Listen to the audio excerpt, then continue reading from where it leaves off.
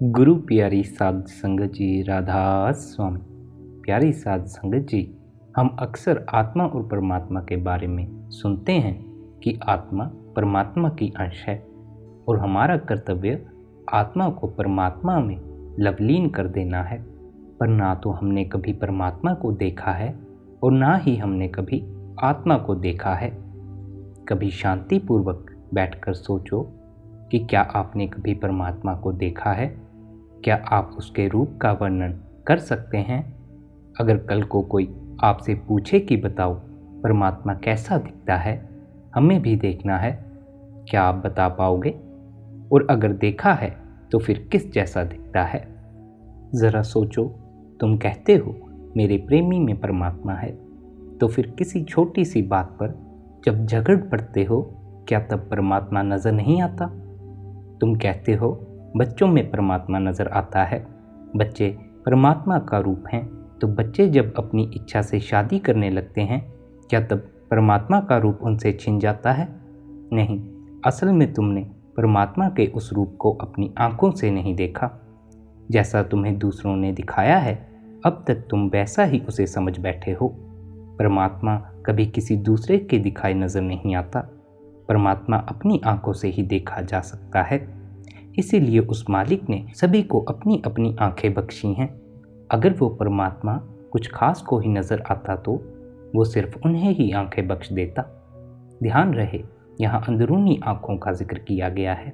आप कहते हैं परमात्मा तक तो फिर भी ठीक है, पूरे जगत में कई प्रमाण दिए गए हैं, हम कह सकते हैं कि इस जैसा दिखता है। पर तुम्हारी आत्मा का प्रमाण तो ना संसार में किसी के पास है, ना ही तुम्हारे पास है। अगर तुमसे पूछा जाए कि तुम्हारी आत्मा कैसी दिखती है, तो तुम केवल इस शरीर के चेहरे का ही प्रमाण दे पाओगे। मगर जो इस शरीर को छोड़कर अनेक जन्मों में भटकती फिरती है, उसका तुम्हारे पास कोई प्रमाण नहीं है। इसलिए हमें इस बात पर अटूट विश्वास करना मुश्किल हो जाता है कि आत्मा और परमात्मा सत्य हैं भी या केवल हमने शब्दों से ही उन्हें मान लिया है, बिना अपनी आंखों से देखे। आप कहते हैं इसलिए हमें सच्चे सद्गुरु से मिलना चाहिए, क्योंकि वो हमें नाम की दात देकर वो आंखें बख्शता है जो हमें मालिक का दर्शन कराती हैं।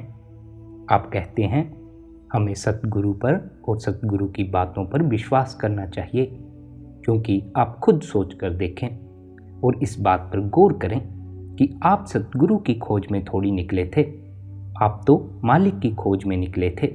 सद्गुरु तो आपको उस मालिक ने उपहार भेंट की है और आपको इशारा दिया है कि आपकी खोज सही रास्ते पर है। इसलिए हमें सद्गुरु के प्रति अपना भरोसा कायम करना चाहिए। आगे आप आत्मा और परमात्मा के सत्य का भेद बताते हुए कहते हैं, परमात्मा सत्य है, वह प्रभु ही प्रथम और अंतिम सत्य है। पूर्ण संतों ने परमात्मा को सर्वदेशीय और सर्वकालीन सत्य कहकर उसके अनेक गुणों का वर्णन किया है। आप कहते हैं परमार्थिक दृष्टि से सत्य वह है जो अपनी हस्ती, शक्ति और ज्ञान के लिए किसी अन्य पर निर्भर नहीं होता, जो समय, स्थान और जन्म मरण के बंधनों से आज़ाद है, जो ना कभी बदलता है और ना कभी नष्ट होता है, जो सदा एक रंग, एक रस और एक रूप रहता है। ऐसा एकमात्र अस्तित्व वह सर्वशक्तिमान, सर्वव्यापक, सर्वज्ञ और आनंद स्वरूप परमात्मा है। संसार में ऐसे लोगों की कमी नहीं जो परमात्मा के अस्तित्व से ही इनकार करते हैं। कई लोग परमात्मा को केवल एक कल्पना या ख्याल मानते हैं। कुछ लोग परमात्मा को एक सिद्धांत के रूप में समझने के लिए तैयार हैं, पर उसके अस्तित्व को सत्य मानने के लिए तैयार नहीं। अनेक ऐसे लोग भी हैं जो यह दलील देते हैं कि हमारे दृश्यमान संसार में जो अनेक त्रुटियां दिखाई देती हैं, उनसे परे और ऊपर की आदर्श अवस्था का नाम परमात्मा है। वे कहते हैं कि परमात्मा एक काल्पनिक आदर्श है, सचमुच की सत्ता नहीं। अनेक ऐसे लोग भी हैं जो यह मानते हैं कि सृष्टि विशेष नियमों के आधार पर चल रही है और इन नियमों को कोई भी नाम दिया जा सकता है। संतों के अनुसार परमात्मा केवल कल्पना, ख्याल, सिद्धांत या सृष्टि के संचालन में काम कर रहे नियमों का नाम नहीं है। परमात्मा एक सत्ता, वजूद, अस्तित्व, शक्ति और वास्तविकता है। गुरु नानक साहिब कहते हैं, आद सच जुगाद सच है भी सच, नानक होसी भी सच। जब कुछ नहीं था तो परमात्मा था, और जब कुछ नहीं होगा तब भी परमात्मा की ही हस्ती कायम रहेगी। हजूर स्वामी जी महाराज कहते हैं, सबकी आदि कहूँ अब स्वामी, अर्थात आदि में वह परमात्मा था और अंत में भी वही परमात्मा रहेगा। संत नामदेव, कबीर साहिब और गुरु रविदास आदि पूर्ण संतों ने भी यही विचार प्रकट किया है कि सत्य केवल और केवल परमात्मा है। जगत परमात्मा की मौज का खेल है। जब तक परमात्मा को भाता है संसार कायम है। जब वह इसे समाप्त करना चाहेगा यह पलक झपकते ही नष्ट हो जाएगा।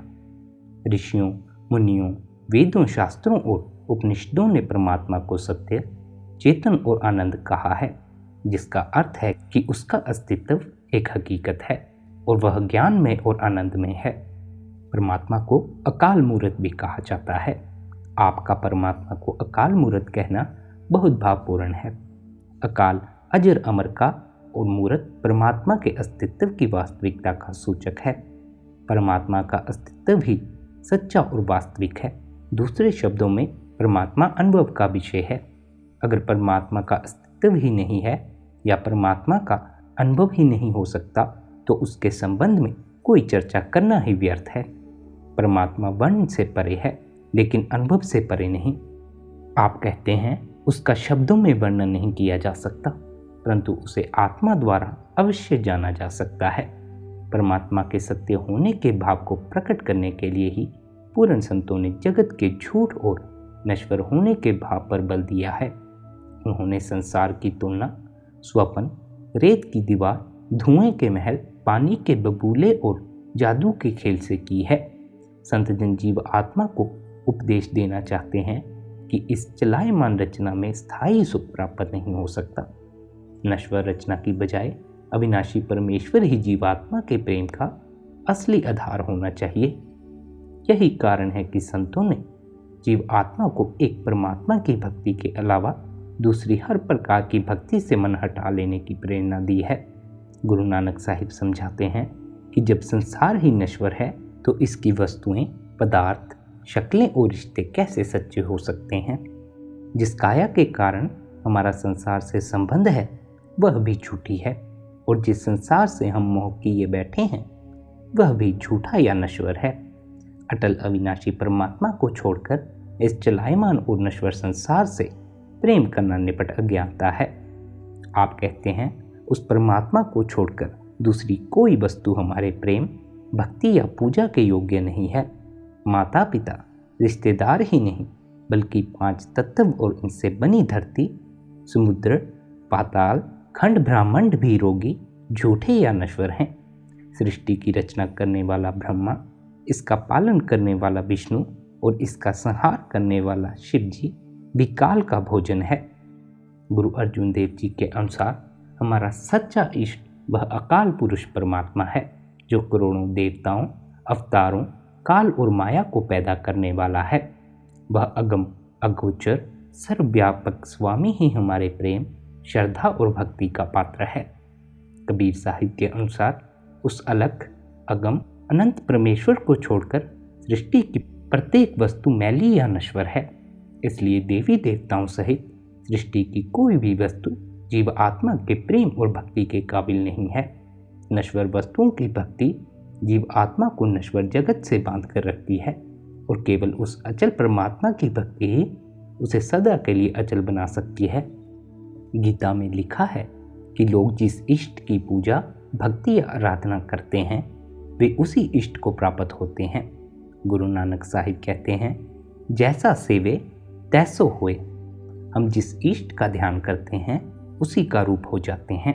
यही कारण है कि पूर्ण संतों ने जीव आत्मा को वृक्षों, पक्षियों, पशुओं, तीर्थों, मूर्तियों और देवी देवताओं आदि की पूजा के बजाय एक परमात्मा की भक्ति में लगाने का प्रयत्न किया है। देवी देवता खुद जन्म मरण के चक्कर में बंधे हुए हैं, इसलिए उनकी भक्ति जीव को कभी भी जन्म मरण के बंधनों से मुक्त नहीं कर सकती।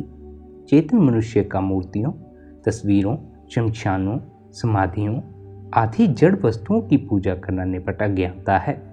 आप अफसोस प्रकट करते हैं कि बाहरी कर्मकांड ने सारी धरती को डुबो दिया है और लोगों को विवादों के गड्ढे में धकेल दिया है। आप इस प्रकार की पूजा भक्ति को त्याग कर हृदय में निराकार परमात्मा का सच्चा प्रेम पैदा करने का उपदेश देते हैं। आप कहते हैं, जो लोग उस अचल, निर्मल, जन्म मरण से रहित पार ब्रह्म को छोड़कर भ्रमवश मन चाहे ढंग से पूजा करते हैं, जीते जागते जीवों की बलि देते हैं, जिनके अंदर पार ब्रह्म परमेश्वर का निवास है, उनको अपनी अज्ञानता पूर्ण करने के कारण सख्त सजा भुगतनी पड़ती है। ऐसे लोग कभी भी भवसागर से पार नहीं हो सकते। पूर्ण संतों के उपदेश का सार यही है कि नश्वर रचना का प्यार जीव आत्मा को इसी रचना से बांध कर रखता है। उस अमर अयोनी परमात्मा का प्रेम उसे आवागमन के बंधनों से मुक्त करके सदा के लिए परमपिता परमात्मा में समाने के योग्य बना देता है। आगे आप कहते हैं कि आत्मा परमात्मा की अंश है। मनुष्य की हस्ती का सार आत्मा है और आत्मा की पहचान द्वारा परमात्मा की पहचान करके ही जीव सच्ची शांति प्राप्त कर सकता है। गुरु नानक देव जी कहते हैं, आत्म मह राम, राम मह आत्म, सागर मह बूंद, बूंद मह सागर। अर्थात आत्मा परमात्मा की अंश है और इसमें परमात्मा जैसे गुण विद्यमान हैं। पुरानी बाइबल में वर्णन है कि परमात्मा ने मनुष्य को अपनी शक्ल पर बनाया है। इसका अर्थ है कि आत्मा में परमात्मा के सभी गुण विद्यमान हैं और हर आत्मा में परमात्मा बन पाने की सामर्थ्य है। बाइबल में लिखा है, आत्मा परमात्मा की ज्योति है, क्योंकि परमात्मा ने इसमें अपना प्रकाश रखा है। आगे आप कहते हैं, संसार के सभी सूफी संतों ने यह उपदेश दिया है कि जब तक इंसान आत्मा को जिस्म से अलग करके उस दयालु प्रभु से नहीं जोड़ता, इसके दुखों का कभी अंत नहीं हो सकता। वर्तमान अवस्था में जीव शरीर, इंद्रियां, मन और आत्मा के मैल से कार्यशील है, पर उसके अस्तित्व का वास्तविक सार आत्मा है। ये शरीर, मन और इंद्रियां नहीं। आत्मा मृत्यु लोक में विचरण नहीं कर सकती, पर आत्मा अपने अस्तित्व के लिए शरीर, मन और इंद्रियों पर निर्भर नहीं है। आप कहते हैं, जब तक आत्मा शरीर में है, शरीर हरकत कर सकता है। जब यह शरीर को छोड़कर एक ओर हो जाती है तो शरीर मुर्दा और बेकार हो जाता है। यूँ समझें कि आत्मा ऐसा कारीगर है जिसे संसार में अपनी कला दिखाने के लिए शरीर, मन और इंद्रियों के औजारों की आवश्यकता है, पर ये औजार आत्मा रूपी कारीगर की हस्ती का आवश्यक अंग नहीं है। संत जन समझाते हैं कि आत्मा परमात्मा की अंश है और इसमें बीज रूप में परमात्मा के सभी गुण मौजूद हैं। जिस प्रकार परमात्मा शक्ति में, ज्ञान में और आनंद में है, उसी प्रकार आत्मा भी शक्ति, ज्ञान और आनंद का रूप है। पर शरीर, मन और इंद्रियों का साथ लेने के कारण इसके स्वाभाविक गुण दब जाते हैं। मिट्टी से लथपथ हीरे की न चमक दिखाई देती है और न उसका उचित मूल्य आंका जा सकता है। मिट्टी या गंदगी में मिला पानी मिट्टी और गंदगी का ही रूप दिखाई देता है। शरीर और इंद्रियों द्वारा मन और माया का साथ लेने के कारण यह अपने आप को और अपने असली रूप को भूल चुकी है। इसके ऊपर से मन और माया के आवरण उतार दिए जाएं तो यह फिर से अपने स्वाभाविक प्रकाश में चमक सकती है और फिर से सत्य, ज्ञान और आनंद का रूप हो सकती है। आप कहते हैं, संत मत उस रूहानी साधना का नाम है जिसके द्वारा शरीर, मन और इंद्रियों में रमी हुई आत्मा को शरीर, मन और इंद्रियों से अलग करके परमात्मा से जोड़ा जाता है। इस प्रक्रिया को सूक्ष्म को स्थूल से अलग करना भी कहा जाता है। सूक्ष्म को स्थूल से अलग करने का मतलब है आत्मा को शरीर, मन और इंद्रियों से अलग कर देना। इसका दूसरा मतलब है कि मनुष्य की हस्ती का आधार आत्मा है और आत्मा को शरीर, मन और इंद्रियों से अलग करके ही मनुष्य सही अर्थों में मनुष्य बनता है और सच्चा मनुष्य कहला सकता है। आगे आप कहते हैं, आत्मा परमात्मा की अंश होने के कारण परमात्मा की भांति निर्मल, चेतन, अमर और अविनाशी है और सच्चे आनंद का भंडार है। माया के बंधन में बंधी आत्मा की हालत पिंजरे में बंद तोते और रस्सी से बंधे बंदर जैसी हो गई है। चेतन आत्मा द्वारा जड़ शरीर, मन और इंद्रियों का साथ लेने के कारण जड़ और चेतन की गांठ बंध गई है। अब इस गांठ का खुलना कठिन हो गया है। ना तो जड़ चेतन की गांठ खुलती है और ना ही इसे सच्चे सुख की प्राप्ति होती है।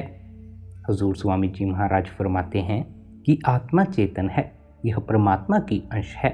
यह अपने स्रोत से बिछड़कर मन, इंद्रियों, शरीर और संसार से बंध गई है। ये सब जड़ हैं और चेतन आत्मा का इनसे स्थायी रिश्ता नहीं। जब तक आत्मा इनके मोह से बंधी रहती है, यह दुखी रहती है। इसे चाहिए कि जड़ और चेतन की गांठ खोलकर अपने आप को पहचान ले और अपने स्रोत में वापस समा जाए, ताकि इसे सच्चे और स्थायी आनंद की प्राप्ति हो जाए। आगे आप कहते हैं, आत्मा ने मनुष्य का चोला धारण किया हुआ है, पर इसे हिंदू, मुसलमान, सिख, ईसाई, पारसी, यहूदी, अमरीकी, अफ्रीकी, चीनी, जापानी, स्त्री, पुरुष आदि की सीमाओं में कैद नहीं किया जा सकता।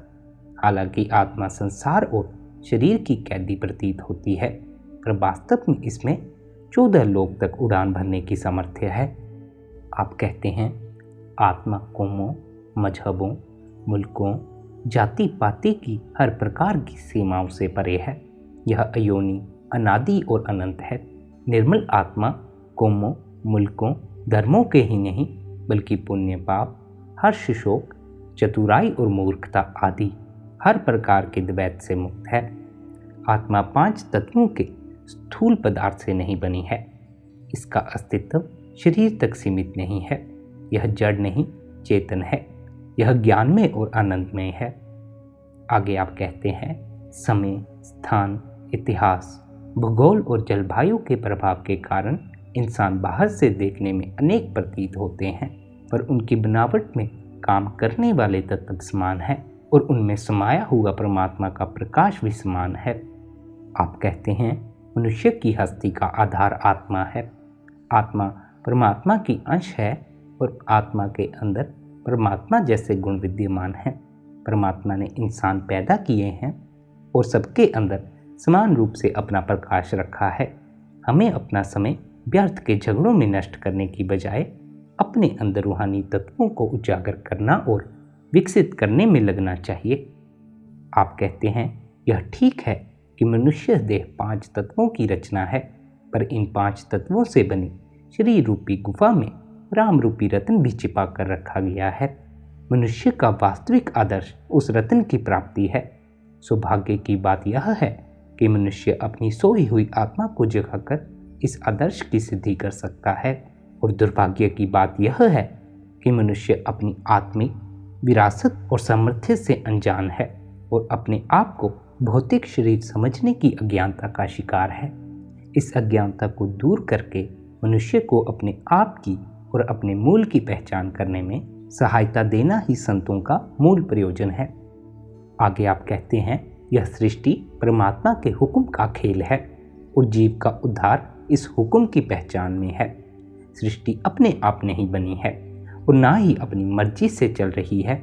यह उस परमात्मा के हुक्म का खेल है, या फिर इसे नाटक भी कह सकते हैं, जो इसे अपने हुक्म भाने या मौज के अनुसार चला रहा है। आप कहते हैं, परमात्मा न केवल सृष्टि का करता है, बल्कि उसकी सजाई हुई सृष्टि पूरी तरह उसके अधीन है। ऐसा नहीं है कि रचना के बाद सृष्टि परमात्मा के वश से बाहर हो गई और अंधाधुंध जिस ओर चाहती है उसी ओर चली जा रही है। नहीं, सारी सृष्टि परमात्मा के हुक्म में चल रही है। आप कहते हैं कि तिनके से लेकर ब्रह्मांड तक सब आकार परमात्मा के हुक्म से बने हैं और जीवों की उत्पत्ति भी परमात्मा के हुक्म से हुई है। यही नहीं, जीवों का जन्म, मरण और आवागमन के बंधनों से छुटकारा पाना सब कुछ उस परमात्मा के हुक्म में है। केवल चेतन रचना ही नहीं, जड़ प्रकृति भी परमात्मा के हुक्म में चल रही है। आप कहते हैं, हुक्म में चलने की बात बहुत महत्वपूर्ण है, क्योंकि इससे यह संकेत मिलता है कि परमात्मा की रची हुई सृष्टि परमात्मा द्वारा निर्धारित की हुई दिशा में और परमात्मा द्वारा नियत किए गए उद्देश्य की सिद्धि के लिए चल रही है। इस सृष्टि में एक ओर यह नियम काम कर रहा है कि जीव को अपने किए हुए कर्म का फल भोगना पड़ता है, और दूसरी ओर यह रहस्यमय ध्येय कार्यशील है कि जीव परमात्मा द्वारा सृष्टि में भेजे जाने का मनोरथ समझकर अपनी मर्जी को परमात्मा की रजा में विलीन कर दे। आप कहते हैं यह सोचना सही नहीं कि सृष्टि अपने आप बनी है। यह अंधाधुंध चल रही है और जीव का सृष्टि में विचरने का कोई परमार्थिक मनोरथ नहीं है। अगर सृष्टि किसी नियम के अधीन नहीं चल रही तो मनुष्य को नेकी, प्रेम, क्षमा, त्याग और अहिंसा आदि गुण धारण करने की क्या आवश्यकता है। उस दशा में तो प्रत्येक जीव को केवल अपने निजी लाभ की चिंता होनी चाहिए और उसे लूट मार, छीना झपटी से काम लेकर भी अपने हितों की पूर्ति करनी चाहिए। अगर सृष्टि को रचने का कोई परमार्थिक उद्देश्य नहीं है तो हर प्रकार की धार्मिक या रूहानी शिक्षा व्यर्थ सिद्ध हो जाती है। फिर न साधु के संग की जरूरत है और न नाम की कमाई की। परमात्मा का नाम जपने वाले जीव जीवन की बाजी जीत लेते हैं और नाम को भूलकर विषय विकारों में लिप्त रहने वाले जीव जीवन की बाजी हार जाते हैं। आप कहते हैं सृष्टि की रचना और इसका संचालन करने वाली शक्ति विवेकहीन नहीं है। वह जो कुछ करती है किसी उद्देश्य के लिए करती है और जो कुछ करती है वही उत्तम है।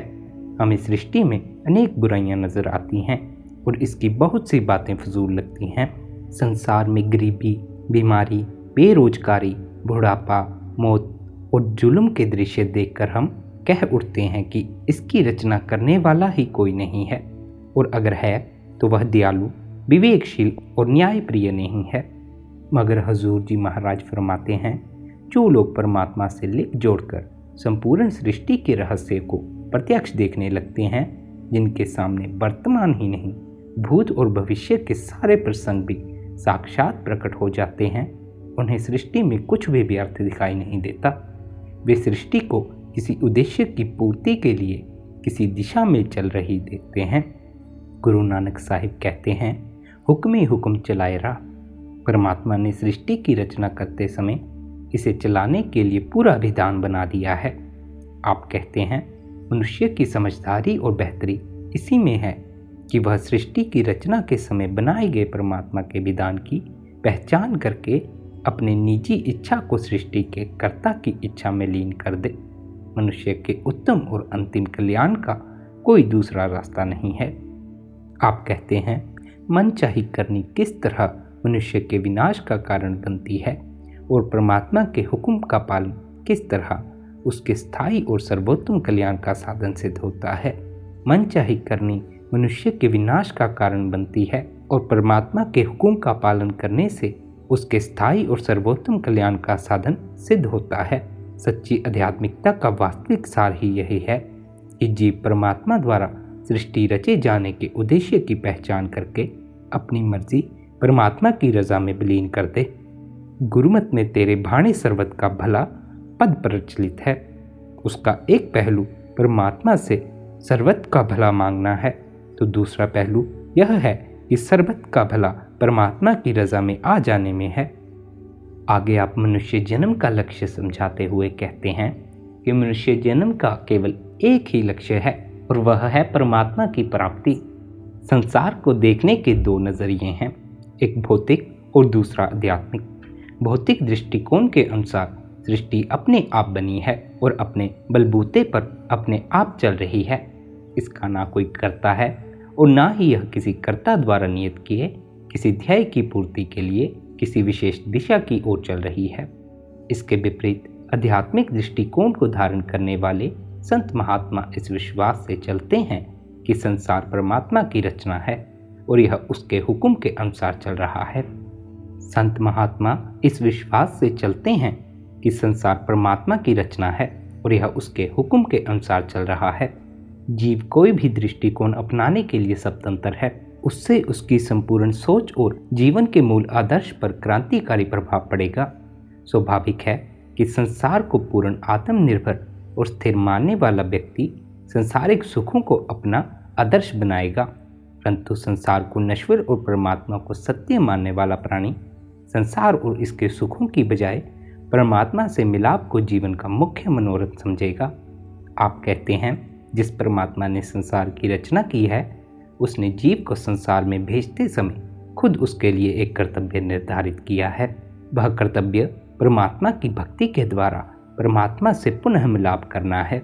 जीव परमात्मा के अस्तित्व से इनकार कर सकता है, वह संसार को परमात्मा की रचना मानने से इनकार कर सकता है, पर जो जीव परमात्मा को मानता है और संसार को परमात्मा की रचना मानता है, उसके साथ ही यह भी मान लेना चाहिए कि उसका कल्याण रचना के कर्ता द्वारा खुद उसके स्पुर्द किए गए कार्य की पूर्ति में है। हालांकि इस दृष्टिकोण को तर्क द्वारा सही सिद्ध कर पाना असंभव है, परंतु इस पर विश्वास करने वाले जीव को संत महात्मा कुछ संकेत अवश्य देते हैं। आप कहते हैं, हे जीवात्मा, तू यह बात भली भांति समझ ले कि कर्ता ने सृष्टि की रचना इसलिए की है कि जीव उस कर्ता पुरुष के नाम का जाप करके उससे मिलाप कर सके। हरि का सिमरन करना ही हरि द्वारा जीव को सृष्टि में भेजे जाने के कार्य की पूर्ति करना है। गुरु अर्जुन देव जी समझाते हैं कि हे जीवात्मा, उस परमात्मा ने तुझे संसार में भेजते समय तेरे तन मन पर इस हुक्म की छाप लगाई है कि तू नाम की आराधना द्वारा उससे मिलाप करने का सहज सुख प्राप्त करे। यदि तू इस उद्देश्य को भुला देगी तो तू सदा माया के विषैले सागर में आशा तृष्णा की लहरों के थपेड़े खाती रहेगी। तेरी भलाई इसी में है कि तू पूर्ण साधु की संगति में जाकर नाम से लिप जोड़ और लोक परलोक दोनों को सवार ले। आगे आप कहते हैं कि कुछ लोग यह कहते हैं कि हम अपनी संसारिक जिम्मेदारियां बड़ी ईमानदारी से पूरी करते हैं, हमें परमात्मा की भक्ति करने या परमात्मा से मिलाप करने की क्या आवश्यकता है।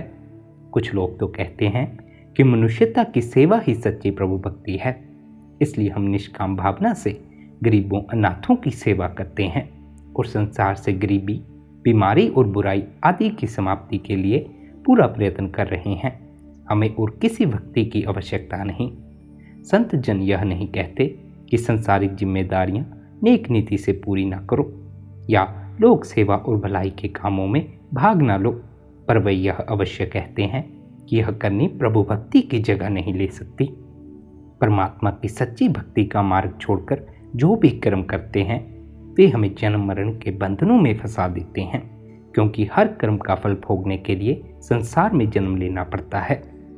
आप कहते हैं, सच तो यह है कि जीव का अपना देश और असली देश सचखंड है। परमात्मा रूपी शहंशाह ने उसे सांसों की पूंजी देकर यहाँ परमात्मा की भक्ति द्वारा परमात्मा से मिलाप करने के लिए भेजा है। वह यहाँ आकर ऐसी वस्तुएं खरीदता है और ऐसे कामों में उलझ जाता है जिनकी उसके देश में कोई मांग या कीमत नहीं। उसका देश पूर्ण ज्ञान, पूर्ण चेतना और पूर्ण आनंद का देश है। उस देश में केवल प्रभु भक्ति के हीरे ही पहुंच सकते हैं। इसलिए जो व्यक्ति संसारिक जिम्मेदारियां और लोक सेवा के नकली हीरे खरीदते हैं, उन्हें इस मृत्यु लोक में सुख और मान बढ़ाई मिलती रहेगी, पर वे अपने देश सचखंड में कभी वापस नहीं पहुंच सकेंगे। वे राजा महाराजा बन जाएंगे, कौमों, मजहबों, मुल्कों की हुकूमतें हासिल कर लेंगे या फिर स्वर्गों और बैकुंठों तक पहुंच जाएंगे, पर वे कभी त्रिलोकी को पार करके अजर अमर आनंद के निज धाम वापिस नहीं पहुंच सकेंगे। वे हमेशा आवागमन के बंधनों में ही जकड़े रहेंगे। ईमानदारी के साथ संसारिक कर्तव्य पूरे करने से और लोक सेवा के कामों से किसी सीमा तक मन का बर्तन साफ हो सकता है, पर जब तक साफ हुए बर्तन में प्रभु भक्ति का दूध नहीं डालते, बर्तन साफ करने का कोई लाभ नहीं और उस बर्तन के दोबारा गंदा हो जाने का डर सदा बना रहता है। गुरु अर्जुन देव जी फरमाते हैं कि परमात्मा मनुष्य जन्म का अमूल्य अवसर केवल अपने साथ मिलाप के लिए बख्शता है। संसार का कोई भी काम जीव का उद्धार नहीं कर सकता। जीव का कल्याण केवल साधु की संगति में जाकर परमात्मा के नाम में लीन करने में है।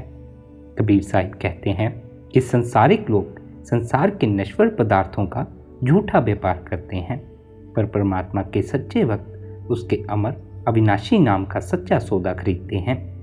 आगे आप फरमाते हैं कि परमात्मा के हुक्म से संसार में आई आत्मा केवल उसकी दया महर द्वारा ही यहाँ से मुक्त हो सकती है। जीव द्वारा अपनी मुक्ति का सामान खुद पैदा कर पाना कठिन ही नहीं, असंभव है। जीव न अपना करता है, न जगत का करता है और ना ही जगत को चलाने वाले नियमों का करता है। परमात्मा जगत और जगत के नियमों का करता है। केवल वह कर्ता पुरुष परमात्मा ही निर्णय कर सकता है कि किस समय किस जीव के लिए जगत का अंग बनना जरूरी है और किस समय वापिस परमात्मा में लीन हो जाना आवश्यक है। आप कहते हैं, वास्तव में परमात्मा की दया के द्वारा परमात्मा का प्राप्त होना परमार्थ का सबसे गूढ़ रहस्य है। यह बुद्धि के दायरे से परे है। आम देखने में आता है कि अनेक कुकर्मी, अधम, कमजोर व्यक्ति अचानक संतों की शरण में आ जाते हैं और परमात्मा की भक्ति द्वारा संत महात्मा बन जाते हैं, जबकि अनेक ऐसे व्यक्ति भी हैं जो हमें बहुत नेकपाक, गुणी, ज्ञानी और बुद्धिमान प्रतीत होते हैं। वे परमात्मा से मिलाप की जरूरत महसूस करना तो दूर, परमात्मा का नाम सुनने के लिए भी तैयार नहीं। अनगिनत लोग परमात्मा के अस्तित्व से ही इनकार करते हैं। यह सब परमात्मा की अपनी लीला है। आप कहते हैं, परमात्मा किस आधार पर जीव में अपना भरोसा और प्यार पैदा करता है और किस आधार पर उसे जगत से मुक्त करके अपने साथ मिलाने का निर्णय लेता है, यह केवल परमात्मा ही जानता है। जो कुछ करता है वह कुल मालिक खुद करता है। उसकी दया मेहर होती है तो राई को पर्वत अर्थात आत्मा को परमात्मा बना देता है। आप आगे कहते हैं, परमात्मा की दया मेहर द्वारा परमात्मा की प्राप्ति होने के सिद्धांत को धुर कर्म का सिद्धांत भी कहा जाता है, जिसका अभिप्राय है कि जिसके मस्तक में परमात्मा धुर से लिखता है वही परमात्मा की भक्ति द्वारा परमात्मा से मिलाप कर सकता है। गुरु अमरदास जी धुर कर्म के बारे में फरमाते हैं कि परमात्मा खुद दया मेहर करके धुर से जिनके मस्तक में लिखता है, केवल वही परमात्मा को पहचान सकते हैं। परमात्मा की दया मेहर के बिना परमात्मा के धाम का पता लगा पाना असंभव है। परमात्मा से मिलना तो एक और रहा, उसकी दया के बिना जीव को परमात्मा और उससे मिलने के सच्चे साधन पर विश्वास ही नहीं आता। संत महात्माओं ने परमात्मा से मिलाप के लिए पूरे गुरु और नाम की कमाई को आवश्यक माना है, पर सतगुरु और नाम दोनों की प्राप्ति परमात्मा की दया मेहर द्वारा मानी है। आप कहते हैं, भले ही कोई पूर्ण संत के घर पैदा हो जाए, परमात्मा की दया मेहर के बिना सतगुरु में विश्वास पैदा होना असंभव है। वह कर्ता जिसका फंदा काटना चाहता है उसे ही पूरे सतगुरु की संगति प्राप्त हो सकती है। जिन पर वह आदि कर्ता दया मेहर करता है उनका ही सतगुरु से मिलाप होता है, उन्हें ही सूरत को शब्द से जोड़ने की युक्ति प्राप्त होती है। आखिर में आप फरमाते हैं, जो कुछ करता है वह परमात्मा खुद करता है। जिन्हें वह इस रचना में से आज़ाद करना चाहता है उनके अंदर खुद सतगुरु द्वारा सच्चा शब्द यानी नाम बसा देता है। परमात्मा मनुष्य के यत्न द्वारा नहीं मिलता, बल्कि मालिक की दया द्वारा मिलता है। जिस जीव पर उस प्रभु की दया हो जाती है वह सतगुरु के उपदेश पर चलकर उससे मिलाप कर लेता है। राधा स्वामी जी।